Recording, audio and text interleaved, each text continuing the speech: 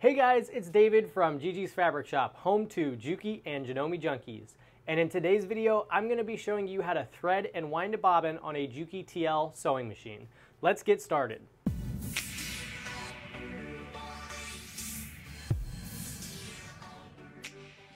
One quick disclaimer, we're going to show you how to thread and wind a bobbin on a TL. However, there's a lot of TL models out there, so we've put together a comparison video so you can see all the differences between the TLs. I'll put that in a little info card and in the description below so you can watch that video and familiarize yourself with what the differences are between these models. However, winding a bobbin and threading your machine will be pretty much the same across all Juki TLs. The only exception is the TL2000. The TL2000 doesn't have this small little sub-tension knob, so it's going to be a little bit different. You're just skipping that step. So without further ado, let's get started on actually winding the bobbin, and then we're going to thread the machine. Step one is grabbing your thread and putting it on your spool holder. Now keep in mind, if you have a spool net, you can go ahead and put that on there, and if you don't need one. If you have a spool cap, you don't really need one on a Juki TL because your spool is standing straight up.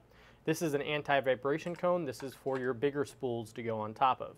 Now there is two spots here, so if you had your machine threaded, you could also wind a bobbin with your second spool. But in today's video, we're just going to show you how to wind the bobbin. We're going to feed our thread through the thread guide from back to front, just like so. And we're going to go through this small little hole on this bobbin tension disc. So I go back to front on that, pull that through, just like so. And then I'm going to wrap it around this tension disc from right to left. So we're just going to go right to left, just like so. We're going to pull it over here.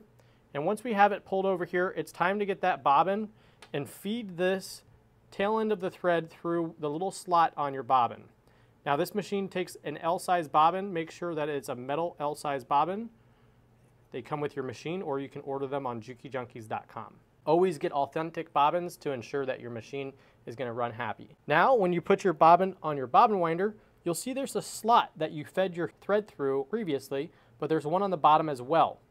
On this bobbin winder spindle, you'll see that there's a little metal bar right there, and that slot has to be aligned with that metal bar. So as you can see, it's not aligned. When you rotate your bobbin, it'll fall into place and align itself. Now that it's aligned, you can push your bobbin winder engage lever over and hold your tail end like this. Now when I start to wind my bobbin, I like to hold my tail end thread here. I like to visually inspect that my thread is in my tension disc so that it winds nice and tight. And then I'm going to hold down my pedal and start going really, really fast. Another thing you can do, if this keeps falling out of the tension disc, different threads, older spools that like to unravel very easy, I like to actually give this tension as well, and that'll help keep it in that tension disc. I'll give it tension for the first couple seconds, and then it's usually good, and it's good to go. So what I did there was I was just holding my tail end thread like this and winding, and as it winds, it'll actually just slowly ravel up and just tear apart, and then you don't have to actually cut it. If you'd like, you can wind it for a couple seconds, then snip it, and then continue to wind. Hold that pedal down and let it wind.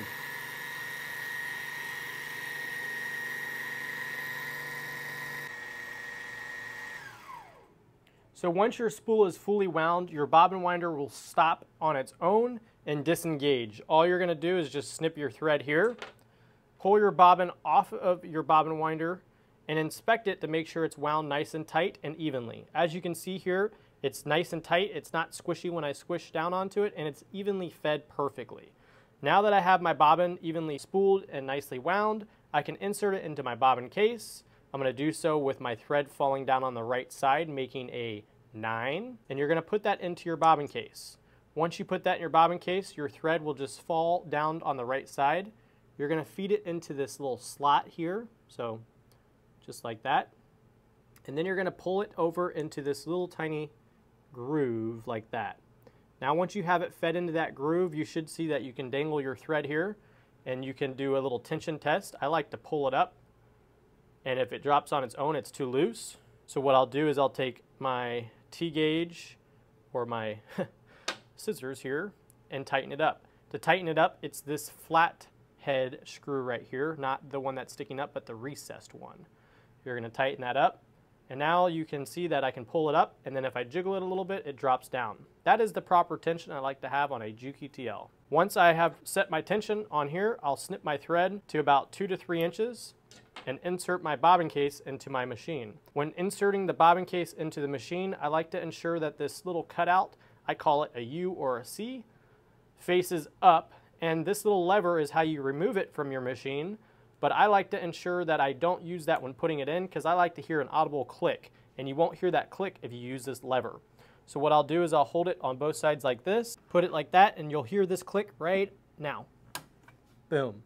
Now let's thread our machine. Step 1, putting it on the spool guide, feeding it from the back to the front on the thread guide. Then we're going to the second thread guide here. We're going to go top to bottom in the first hole, skip the second hole, top to bottom in the third hole. Now remember, this is the subtension disc that may not be on your Juki TL2000. That model does not have this subtension disc, but on this model it does, and most models do have it. You're going to go from left to right around that tension disc, and remember, I like to floss my machine when I thread it to make sure that I have good tension and it's going through all the tension disc. The next step is the main tension disc.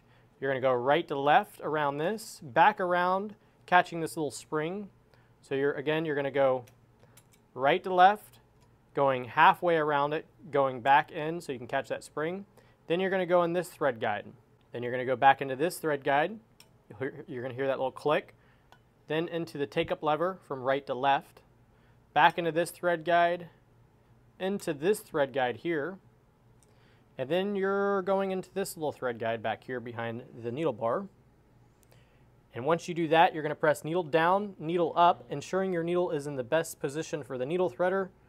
And you're just going to push this needle threader down all the way, feeding it behind that metal bar into this little plastic slot in the front. Boom, just like that, and it should thread your needle. Now, if you have any questions on this needle threader, make sure you check out the info card in the top right corner where I have a full video going over this needle threader and how to use it. And I'll go more in depth on that, and also all the different needle sizes you can use this with, and thread sizes and all that kind of stuff. One other step I wanted to mention is when you're threading this machine, you can do it with the foot down or up. When you have the foot up, you're going to notice that the tension disc will actually become separated, allowing your thread to sit deeper into that tension disc. So it's totally up to you. I personally like to floss my machines, and that ensures that the thread is getting seated deeply into the tension disc as if the foot was up. I prefer that method, foot down. However, it's totally up to you whether you want your foot up or down. As long as you're using that flossing method that I like to use, your machine will be threaded properly. So now that we have our machine threaded properly, we can put our thread underneath our foot and we can start to sew. And there you have it. We have successfully wound our bobbin and threaded our machine, and the stitches look gorgeous. So now that we have our Juki TLs all set up to start sewing, it's important to get to the next step, which is maintaining our machines. So we have done a full video on maintenance on these machines.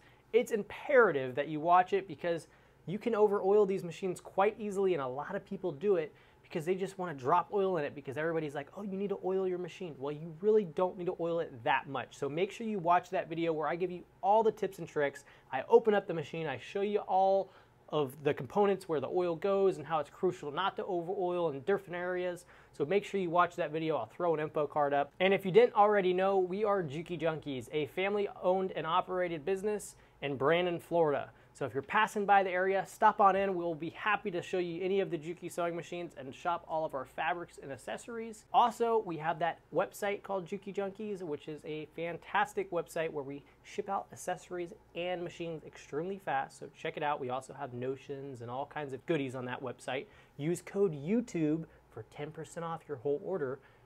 Little tip and trick. Give us a call if you have any questions. Our number is 813-661-9000. We're open from 10 a.m. till 5 p.m., but sometimes we pick up phones after hours, and that's Eastern Standard Time, so call us really anytime. We'll try to pick it up, and leave a voicemail. If we don't, we'll get back to you. So without further ado, give us a like, comment down below if you have any questions or concerns. We'll be happy to answer them, and hit that subscribe button because my goal one day is to have a silver plaque of 100,000. I always thought that would be the coolest thing in the world, and I'll probably just, I don't know what I'll do, but I'll just start crying probably if I get that. So hit that subscribe button. We'll see you on the next video. We upload every Sunday at 5:30 p.m. Eastern Standard Time. Goodbye.